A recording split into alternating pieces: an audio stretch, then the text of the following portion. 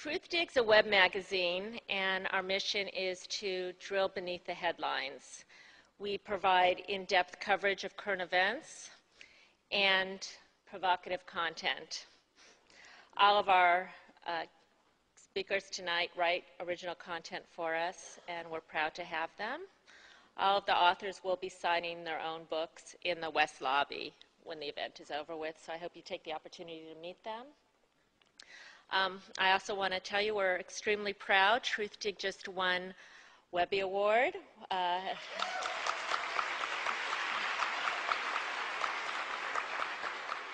We were voted by both the jury and the People's Voice as the best political blog. This is just 1.5 years after our launch, so we're very proud of that. So next I'm going to introduce tonight's moderator, Robert Scheer.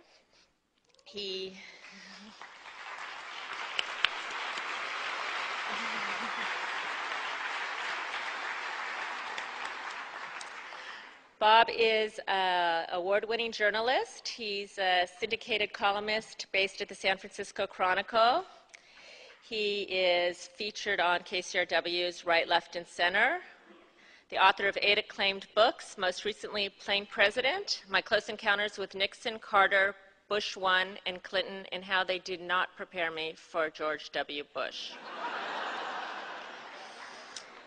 So, together, Bob, Scheer, and I started Truthdig. He's the co-founder, he's our editor-in-chief, and he's my dear, dear friend, Robert Scheer.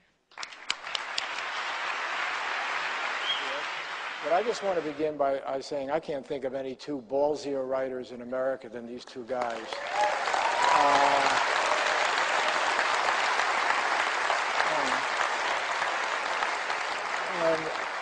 You know, Swade mentioned that we got nominated in these different categories, and we won in for Political Blog. And really, these two guys had an awful lot to do with our winning that.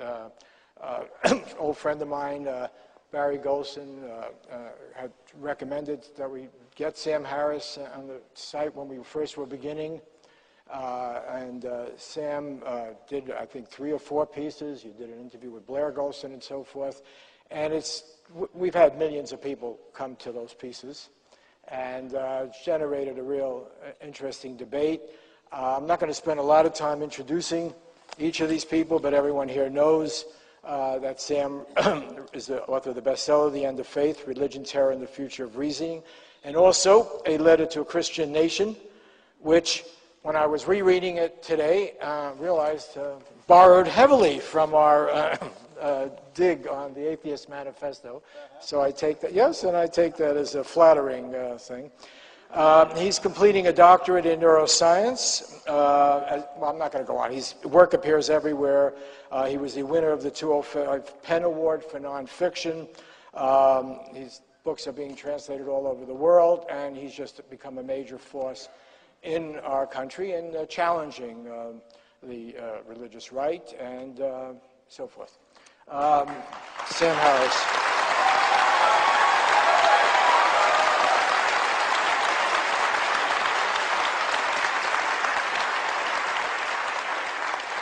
And Chris Hedges is probably the leading American war correspondent of the last, I don't know, 100 years or something. And I mean that in all seriousness. Last night I spent a lot of time, last couple of days, reading all the clips from these guys. And Hedges has covered the action in over 50 countries. He was in Latin America, in Salvador, he was in Bosnia, he's everywhere. Been Mideast bureau chief for the New York Times for, what, 10 years or 7 years. And if there's a person who's really gone out there, risked his life, been shot at, seen more combat than any of the generals on the Joint Chiefs or anywhere else, it's Chris Hedges.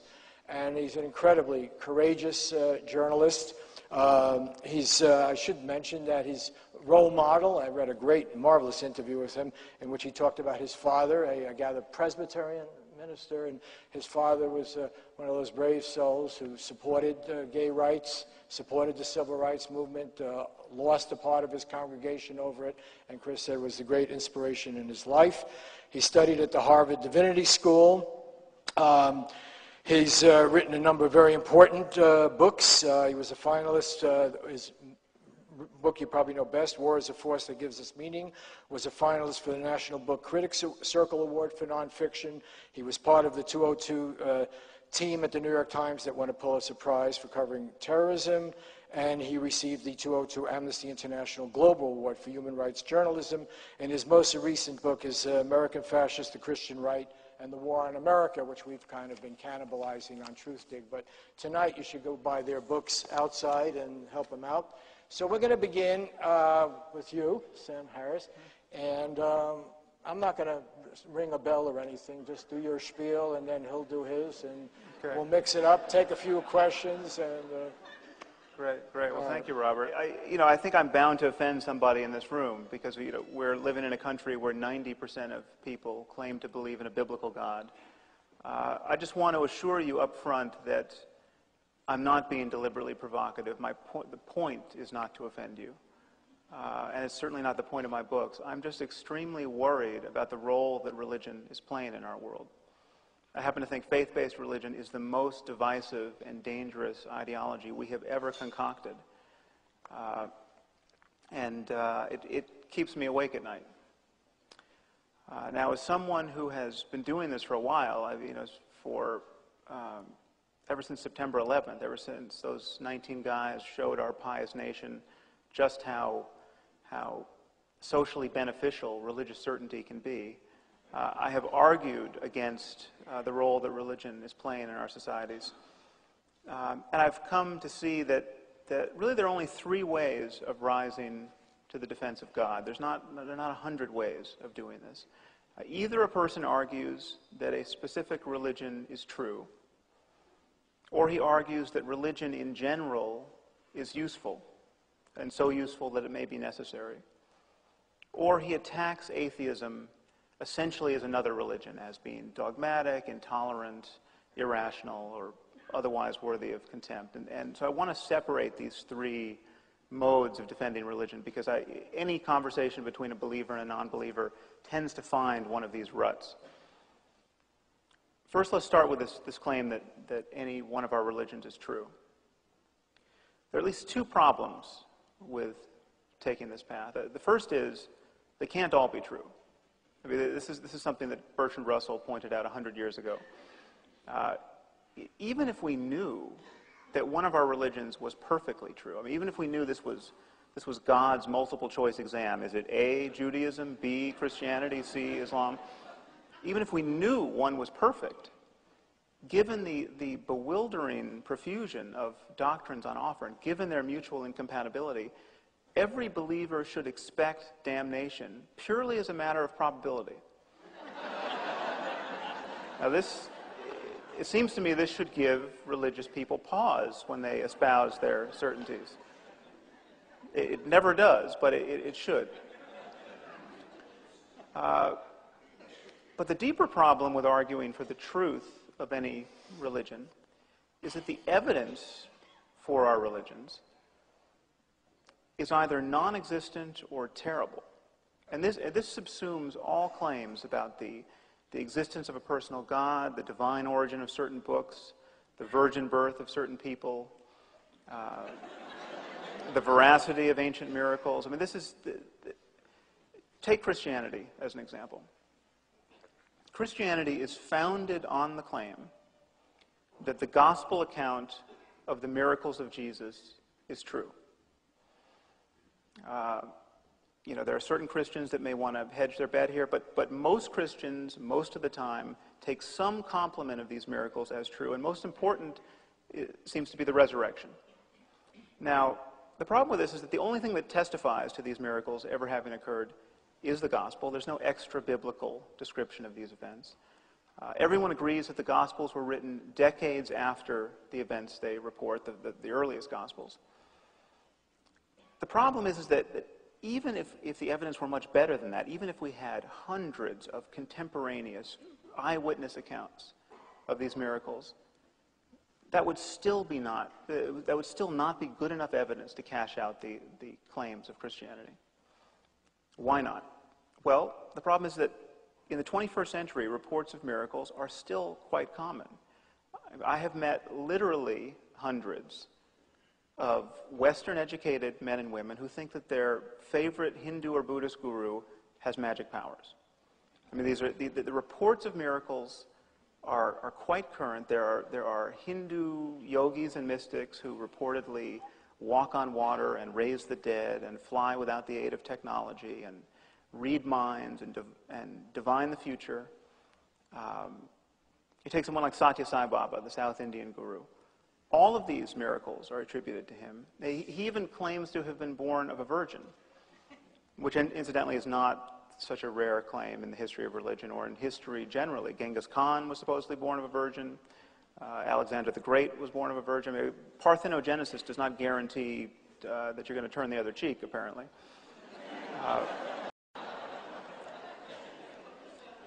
So consider this. Satya Sai Baba has these miracles attributed to him by literally thousands upon thousands of living eyewitnesses. He is not the David Koresh of Hinduism. His devotees threw a birthday party for him a few years ago, and 1 million people showed up.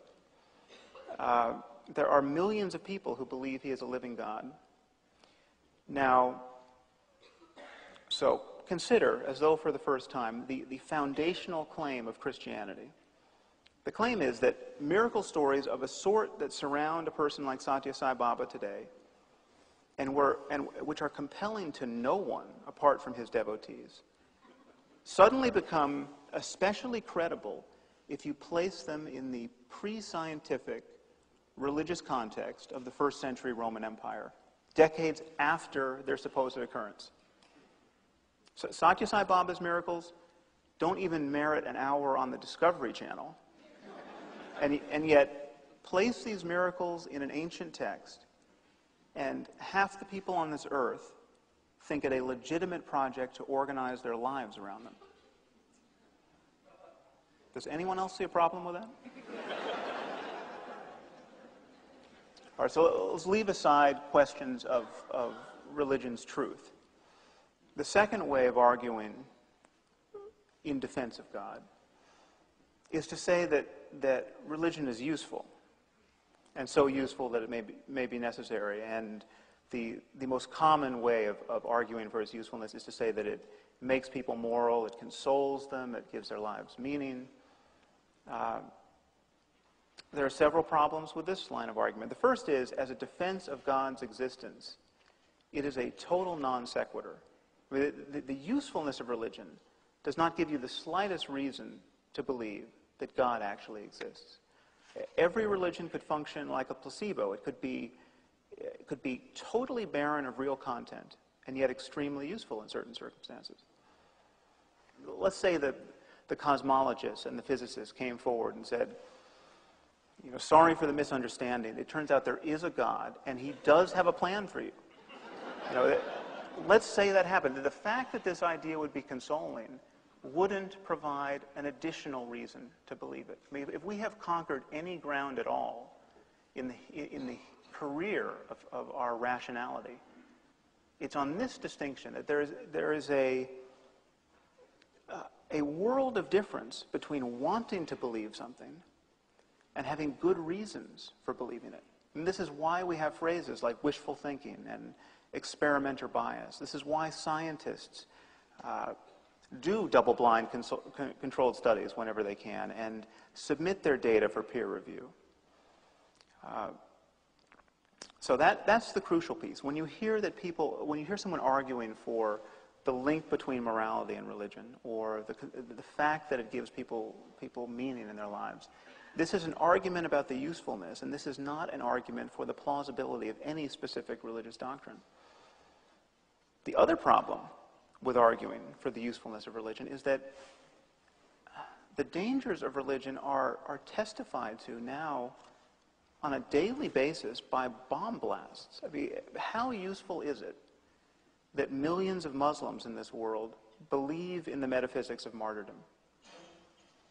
How useful is it that the Shia and the Sunni in Iraq have such heartfelt religious differences? How useful is it that so many Jewish settlers think that the creator of the universe promised them a patch of desert on the Mediterranean? How useful has Christianity's anxiety about sex been these last 70 generations? Jews, Christians, and Muslims claim that their holy books are so profound, so prescient of humanity's needs, that they could only have been written under the direction of an omniscient deity. An atheist is simply someone who has considered this claim, read the books, and found the claim to be ridiculous. There is nothing that needs to be presupposed on insufficient evidence in order to reject the biblical God. I mean, what dogma have we all embraced to not take Zeus and Poseidon and Apollo into account on a daily basis? What dogma have we used to reject all of the thousands of dead gods who now lie buried in that mass grave we call mythology? Would it be dogmatic to doubt that the Iliad or the Odyssey was written by the creator of the universe? This is not dogmatism. As Carl Sagan said, extraordinary claims require extraordinary evidence. That is all you need for atheism. I mean, if ever there were an antidote to dogmatism, that's it. There's a related claim, the idea that atheism is arrogant, and science generally is arrogant in its dismissal of religion. This is really ironic. It's this claim reverberates ceaselessly in the echo chamber of American religious discourse. But it is a profound irony to see religious people praising themselves for their humility while essentially making claims about cosmology and physics and astronomy and geology and biology and paleontology and just dozens of specific sciences that no scientist could make. I mean, every religious person who takes the Genesis account of creation, say, seriously, 53% of Americans seemingly take it literally, but just even dignifying it as informative. Any person who's doing this is essentially saying to somebody like Stephen Hawking, Stephen, you're a smart guy. I see you got a lot of equations over there, but you essentially don't know enough about cosmology, because here, God did this in 6 days, and then he rested on the seventh, and, I don't really, that could be a metaphor, but I don't see you really grappling with the nuances here, and they're essentially saying to someone like Richard Dawkins or Robert Trivers or any evolutionary biologist, they're saying, you're saying all this stuff about DNA and the fossil record and radiocarbon dating, but it says here that man was made in a separate act of creation, and that really we should ponder over that. And this would be amusing, this kind of covert arrogance, if it were not having such a disastrous effect, if it were not impeding the teaching of science in this country. 30% of biology teachers don't even mention evolution because it is such a hassle to deal with the religious lunacy of their students and their parents. This really is impeding medical research. It really is eroding the prestige of the United States in the eyes of the rest of the world. You saw this recent Republican debate. When asked, how many of you reject evolution? 3 arms go up. This is flabbergasting. These people are seeking the highest office, not only the highest office in the land, they're seeking more power and responsibility than any person has had in human history.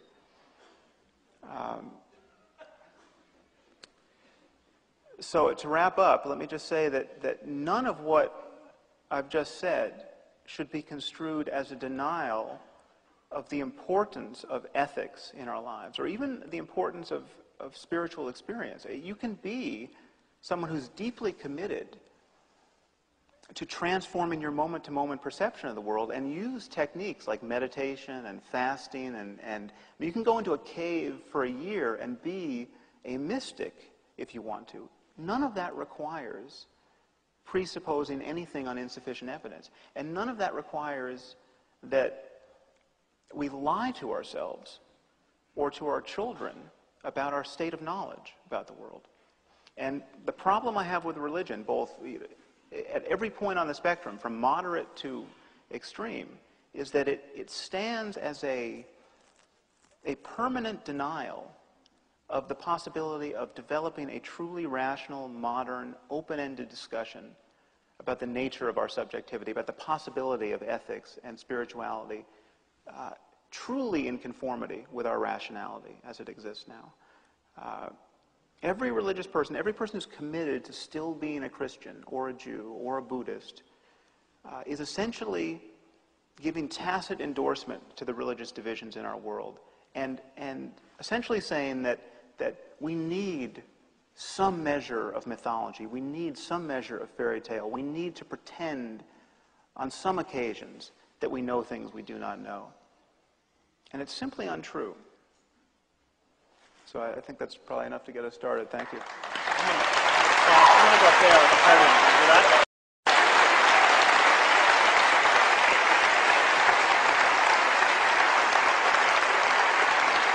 Before I begin my critique of Sam and his book, I want to say that we do share one, very important belief, and that is that both of us feel that it's time to stop tolerating the intolerant, and that societies that tolerate the intolerant, that eventually both the tolerant disappear and tolerance along with them. And so I do laud Sam for his courage. And as you heard that Bob said, I just wrote a book on the Christian right called American Fascists, the Christian Right and the War in America. So on that, I laud Sam for standing up. But I come from a religious background. I guess in some vague way I still consider myself religious. And I think Sam, in my mind, has conflated faith, which I hold of some importance, with tribalism. I think his book is an attack not so much on faith, but on a system of being and believing that is dangerous and is compatible with the open society. But what he attacks is superstition, a belief in magic, the childish notion of an anthropomorphic God that is characteristic of the tribe, of the closed society. And he calls this religion, and I do not.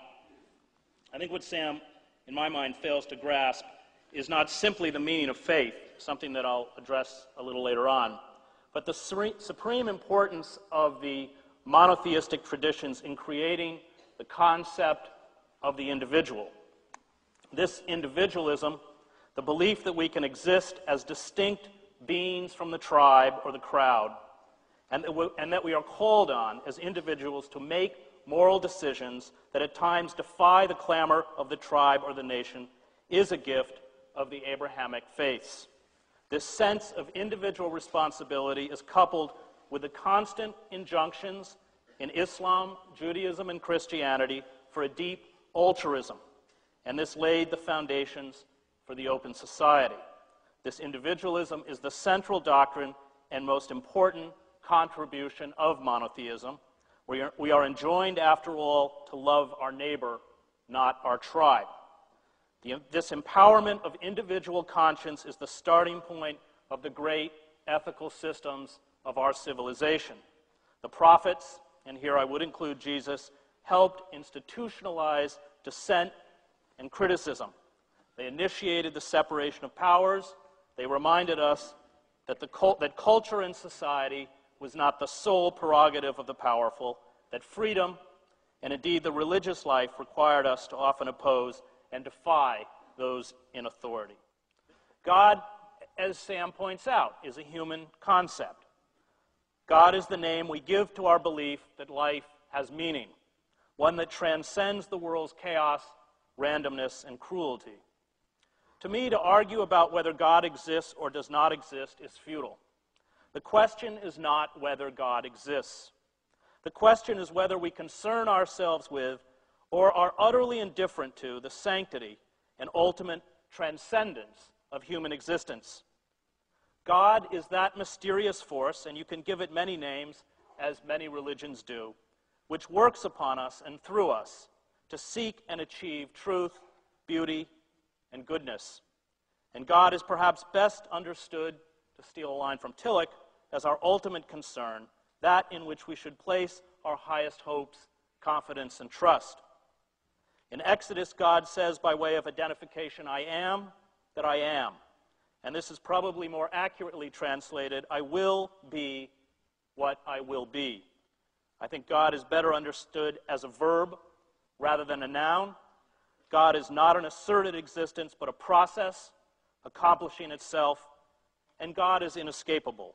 It is the life force that sustains, transforms, and defines all existence. The name of God is laden, thanks to our religious institutions and the numerous tyrants, charlatans, and demagogues these institutions have produced, with so much baggage and imagery that it's hard for us to see the intent behind the concept. The problem is not religion, but religious orthodoxy. Most moral thinkers, from Socrates to Christ to Francis of Assisi, eschewed the written word because they knew, I suspect, that once things were written down, they became, in the wrong hands, codified, and used not to promote morality, but conformity, subservience, and repression. Writing freezes speech. George Steiner calls this the decay into writing. The moment the writers of the gospel set down the words of Jesus, they began to kill it, to kill the message. There is no room for prophets within religious institutions, indeed within any institutions. For as Tillich knew, all human institutions, including the church, are inherently demonic. Tribal societies persecute and silence prophets. Open societies tolerate them at their fringes. And our prophets today come not usually from the church, but from our artists, poets, writers, those who follow their inner authority. Samuel Beckett's voice is one of modernity's most authentically religious. Beckett, like the author of Ecclesiastes, was a realist. He saw the pathetic, empty monuments we spend a lifetime building to ourselves. He knew, as we read in Ecclesiastes, that nothing is certain or permanent, real or unreal, and that the secret of wisdom is detachment without withdrawal, that since death awaits us all is vanity, that we must give up on the childish notion that one is rewarded for virtue or wisdom. Those who deform faith into creeds, who use it as a litmus test for institutional fidelity, root religion in a profane rather than a sacred context. They seek, like all who worship idols, to give the world a unity and coherence it does not possess. They ossify the message, and once ossified, it can never reach an existential level, never rise to ethical freedom, to faith. The more vast the gap between professed faith and acts of faith, the more vast our delusions about our own grandeur and importance, the more intolerant, aggressive, and dangerous we become. Faith is not in conflict with reason. Faith does not conflict with scientific truth unless faith claims to express a scientific truth. Faith can neither be affirmed nor denied by scientific, historical, or philosophical truth. And here I think Sam confuses the irrational, which he sees as part of faith, with the non-rational. There is a reality that is not a product of rational deduction. It is not accounted for by strict rational discourse. There is a spiritual dimension to human existence and the universe, but this is not irrational. It is non-rational. Faith allows us to transcend what Flaubert says was our mania for conclusions, a mania he described as one of humanity's most useless and sterile drives. We are at war with Islam, Sam writes in The End of Faith. It may not serve our immediate foreign policy objectives for our political leaders to openly acknowledge this fact, but it is unambiguously so. It is not merely that we are at war with an otherwise peaceful religion that has been hijacked by extremists. We are at war with precisely the vision of life that is prescribed to all Muslims in the Quran and further elaborated in the literature of the Hadith, which recounts the sayings and teachings of the Prophet. Sam assures us that the Quran mandates such hatred, that the problem is with Islam itself. He writes that Islam, more than any other religion human beings have devised, has all the makings of a thoroughgoing cult of death. Now, after studying 600 hours of Arabic, spending 7 years of my life in the Middle East, most of them as the Middle East bureau chief for the New York Times, I do not claim to be a scholar on Islam. But I know the Quran is emphatic about the rights of other religions to practice their own beliefs and unequivocally condemns attacks on civilians as a violation of Islam. The Quran states that suicide of any type is an abomination. More importantly, the tactic of suicide bombing was pioneered as a weapon of choice by the Tamils, who are chiefly Hindu, in Sri Lanka long before it was adopted by Hezbollah, Al-Qaeda, or Hamas. It is what you do when you do not have artillery or planes or missiles and you want to create maximum terror. I also know from my time in the Muslim world that the vast majority of the some 1 billion Muslims on the planet, most of whom are not Arab, are moderate, to test the violence done in the name of their religion and look at Pat Robertson or Franklin Graham, who demonize Muslims in the name of Christianity with the same horror and fear that we look at Osama bin Laden or the leaders of Hamas. The Palestinian resistance movement only took on radical Islam coloring in the 1990s, when conditions in Gaza and the West Bank deteriorated and thrust people into profound helplessness, despair, and poverty, similar conditions that are empowering the Christian right in our own country. The externalization of evil is used in Sam's book to endorse torture. He, of course, argues that the reason that requires us to waterboard detainees and the physical and moral black holes we have set up to make them disappear comes from the threat of terrorism. He quotes Alan Dershowitz, not only to reassure us that the Israelis treat Palestinians, 400 of whom have been killed in Gaza over the past few months, humanely, but to trot out this notion of a ticking time bomb. The idea that we know a terrorist has planted a large bomb in the center of a city, and we must torture him, or in the glib phrase from Sam's book, we must dust off a strappado and expose this unpleasant fellow to a session of bygone times. This reference to torture might be amusing if you have spent your life encased in the protective world of the university. But as someone who was captured and held for a week by Iraqi Republican Guard during the 1991 Shiite uprising in Basra, and then turned over for my final 24 hours to the Iraqi secret police, whom my captors openly expected to execute me, I find this glib talk of physical abuse difficult. Dershowitz and Harris cannot give us a legal or historical precedent where such a case as they describe actually happened. But this is not the point. The point is to endow us as a nation with a moral right to abuse others in the name of a particular version of goodness. This is done in the name of reason. It is done in the name of a false god, an idol. And this god, if you want it named, is the god of death. Or as Freud stated, thanatos, the death instinct, the impulse that works towards the annihilation of all living things, including ourselves. For once you torture, even in the name of reason, even in the name of security, you unleash sadists and killers. You consign human beings to moral oblivion. You become no better than those you oppose. The danger...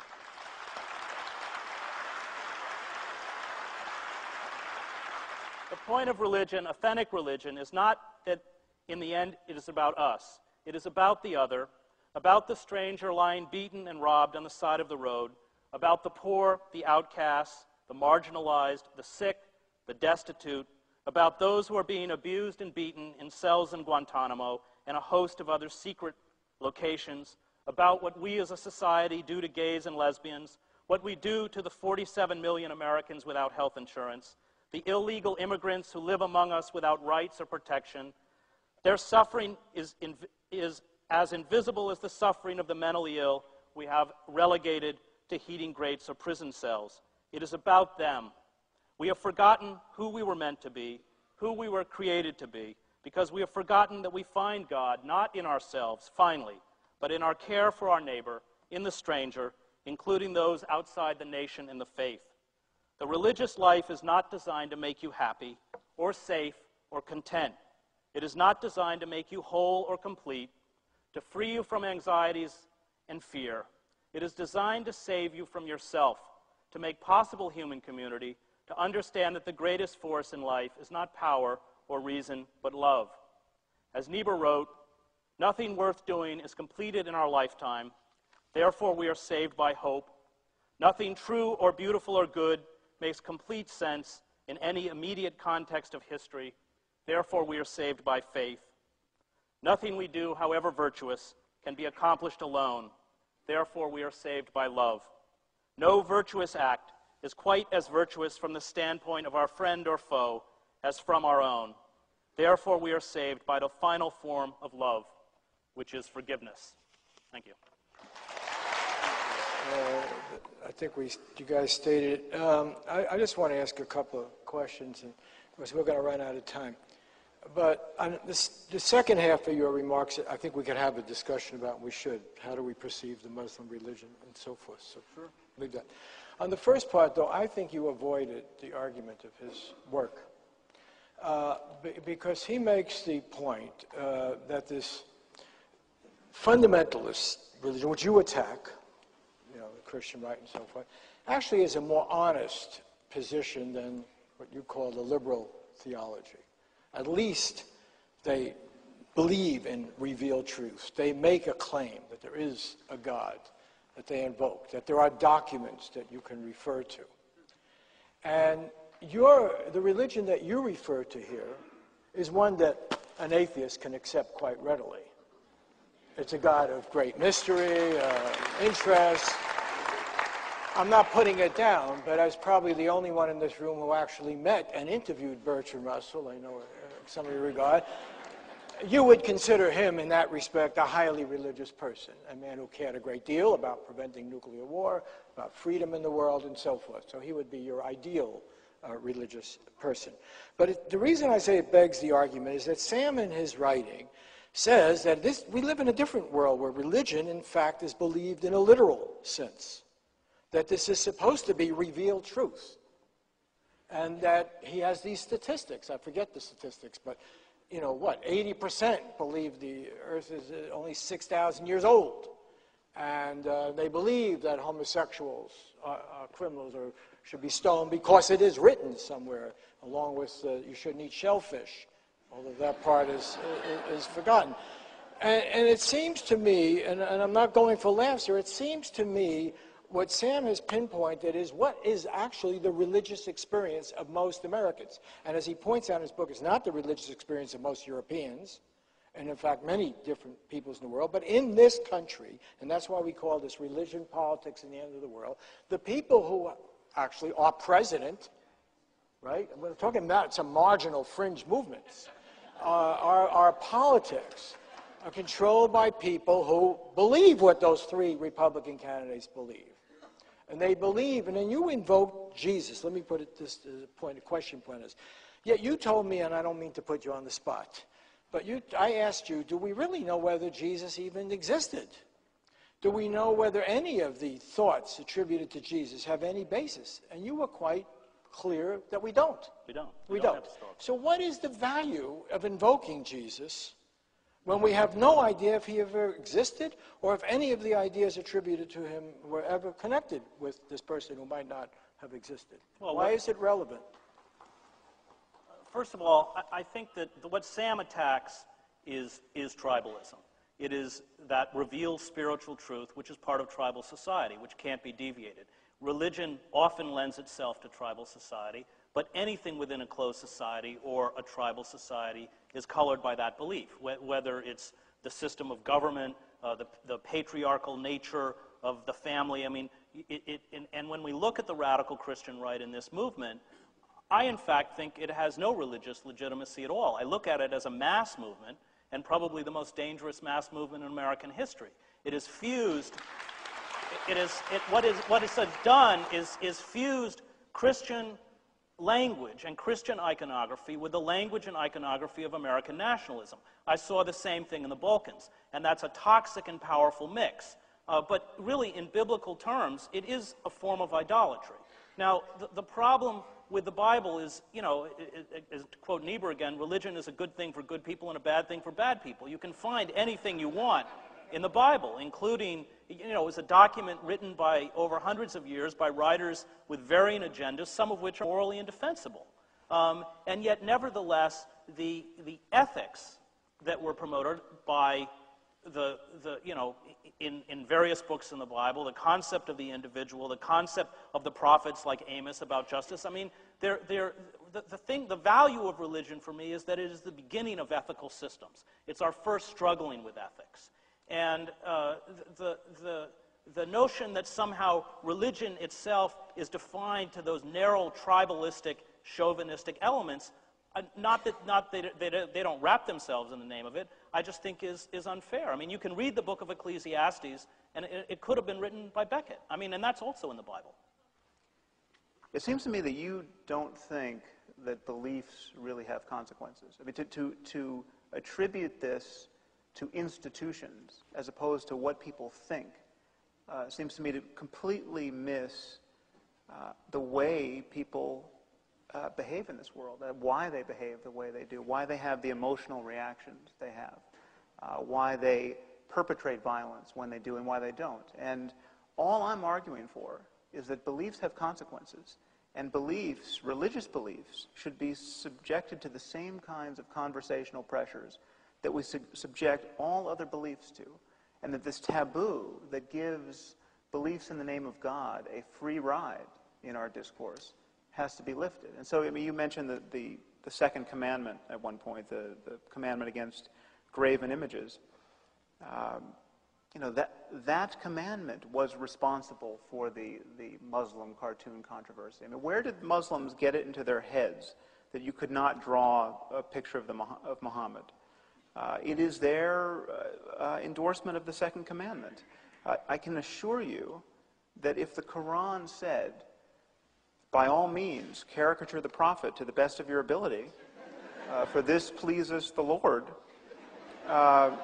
there would be no cartoon controversy. You would not have had people by the hundreds of thousands burning embassies and taking hostages. And I think something like 140 people died. And, you know, that was just an eruption of egregious medieval stupidity. And it took the form it took because the religion is in the form it's in. People believe that specific tenet about idolatry.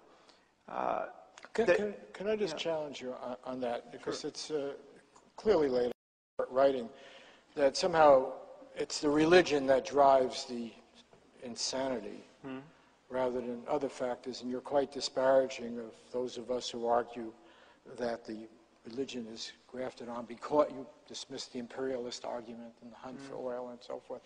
And yet, it seems to me that if you look at what has happened in this Arab world, particularly, but generally through the Muslim world, you take someone like Khalid Sheikh Mohammed or bin Laden, the people who actually gave us 9/11. They didn't grow organically out of Afghanistan. They were brought there by the CIA.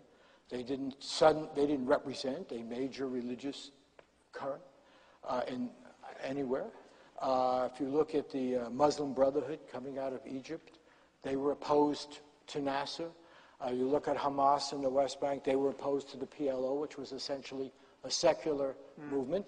And then the religious movements, as Chris has written, gain currency because they represent a fighting basis or an alternative when the secularists have failed. And for instance, you in your writing, defended the invasion of Iraq, which was the invasion of a basically secular country. But that's actually not true. I've never defended the invasion of Iraq. Okay, well then I'm glad to hear that. Yeah. But let me, what I thought you defended in your book, and I have the passages, and I don't want to put you on the spot or have you defend the position you don't take, but it seemed to me you had this very broad brush that somehow